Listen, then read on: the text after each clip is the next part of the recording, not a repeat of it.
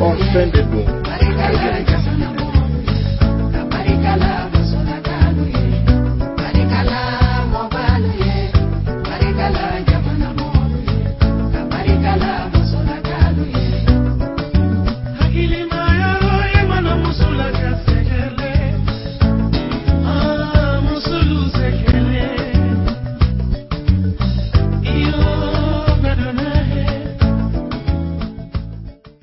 Je ne préfère pas donner mon nom.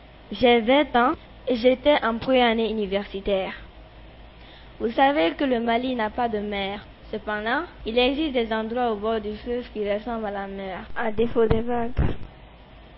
Donc pendant le mois d'avril, quand il fait extrêmement chaud, nous allons généralement camper en groupe au bord du fleuve, le temps d'un week-end. Seulement pour se rendre à cette plage, il faut traverser le fleuve avec la pirogue.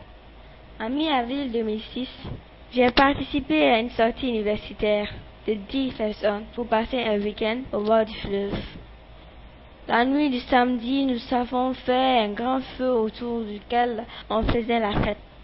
Les uns dansaient au son du maïto, d'autres chantaient, d'autres se baignaient. Chacun s'amusait et moi aussi.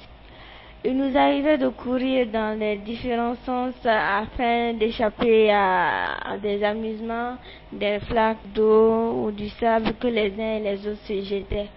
C'est dans cette ambiance que moi je me suis perdue du camp où on était. Je me suis retrouvée toute seule dans un buisson puis un terrain vague. Je croyais que je n'étais pas aussi loin de notre camp. Mais voilà, je me suis complètement perdue. Je me suis retrouvée sur une autre berge. Là, il y avait 3 garçons qui campaient. Quand je les ai vus, j'avais d'abord un sentiment de soulagement parce que je croyais qu'ils étaient avec nous.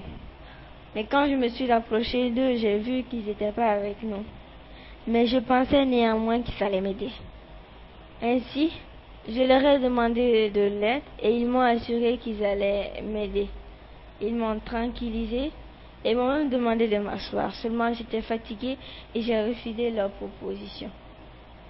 Alors ils se sont levés avec moi et m'ont rassuré qu'ils connaissaient bien le coin. Donc ils m'ont amené avec eux. À ma grande surprise, ils m'ont amené sur un terrain vague.